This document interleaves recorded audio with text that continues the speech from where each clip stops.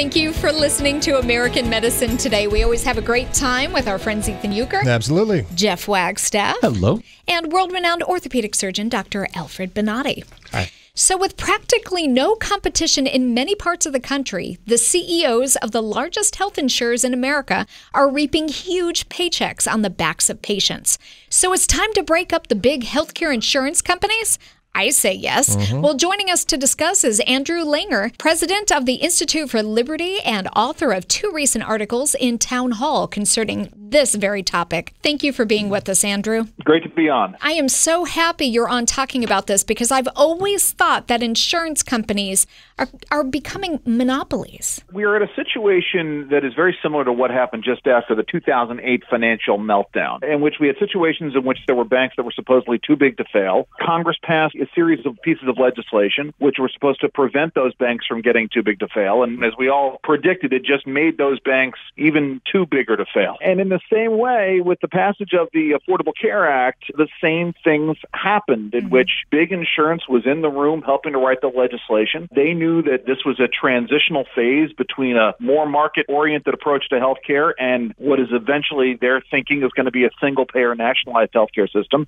So they're trying to get whatever they can out of it. And the result is agile insurance companies couldn't compete with the mandates that were being imposed on them. So they fell by the wayside or were gobbled up. And we had this consolidation. We have folks leaving exchanges and we have folks getting consolidated. And that leaves consumers with fewer market choices. One of your recent articles that Kimberly mentioned in Town Hall was titled Insurance Industry Collusion is Causing Healthcare Costs to Soar. Tell us what that means. It is the issue of big insurance sort of being able to flex its market power in Congress in terms of trying to find ways for Congress to set price controls on things, as well as in and of itself, it's just a situation where when you have fewer actors in any kind of a marketplace, when there's less competition, costs are going to rise because there are no competing forces that drive these costs down. The other part of this is we have doctors that are leaving the practice of medicine at an alarming rate. And when you have fewer doctors practicing medicine and you are reimbursing those doctors at lower rates for doing the same work or doing more work, then this also serves to drive up costs for people. You talked about Congress setting prices. And then there was a question about these big insurance companies kind of have a stranglehold on the government. Well, of course they do, because they have all the lobbyists pushing their agenda. So can you really count on the Congress to really be looking out for the people, or are they looking out to pad their pockets? And that's just it. I want to focus on what I call my handy guideline for figuring out who are good actors in terms of influencing policy. We live in a society of 350 million people. There are these special interest groups. Folks are getting paid to represent interests in D.C. The problem comes in folks advocating for situations and policies that serve to not only feather their own nest, but also drive people and drive competitors out of the marketplace. That's the real problem that's at work here. It is insurance companies and big pharma, to an extent, writing policies that essentially drive out competition from the marketplace, creating mandates. If you have an industry that is willing to take on additional rules and regulations, they're doing so because they know they can handle those rules and regulations and their competitors cannot. How you break a giant like that? Because is not only they have control on the politics and the politicians, but at the same time, they enjoy a position that is unbreakable. I really think physicians, they need to start to act in a different way. For example, if you start to see a company who start to create a problem, and the problem creates a situation where the physician needs to hire a tremendous amount of people to be able to fight the insurance company who has a battalion of people to fight the doctor. So they try to impose their might.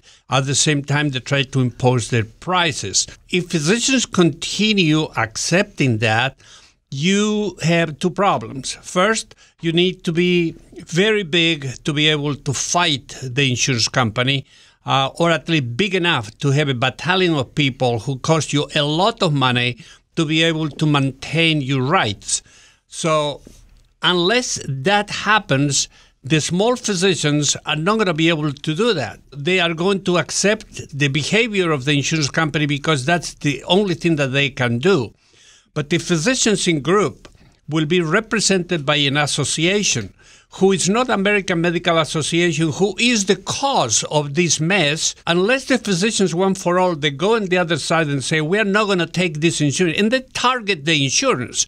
If the physicians will go, every physician, the 900,000 physicians that we have in the country will go and will say, okay, we're not going to take any Blue Cross patients, and target that. Once you do that, then you will have a situation that you will correct this mess. But the problem is we are not doing that. And we keep accepting this type of a misbehavior, and we just cower to the behavior of the insurance companies. If you do that, you cannot break this big insurance. It gets exacerbated when we create policies that sort of drive the free market actors out of the marketplace. And the problem is a series of government policies that have been enacted that serve to remove these free market impulses and create greater barriers to entry and greater restrictions. Some of this is not just federal, some of it is state. All of these things conspire. And so we really are talking about a comprehensive reform approach that has never been undertaken, but one where we have to move away from this system of consolidation, which just does not serve the patients in the way that they need to be served. I agree. But you know something? I think the major trouble that we have is we have no representation. We need to create another American Medical Association who's going to have a department that's going to tackle insurance companies and make them perform. A legal system, another department who's going to tackle the legal system and make them perform. In advances in medicine who will be sheltered and protected, because that is what makes better medicine in the United States. And then one department who's going to deal with politics. We can have enough power to elect the politics that they are going to be, the politicians that are going to be representing us. Otherwise, what happens, we have a problem.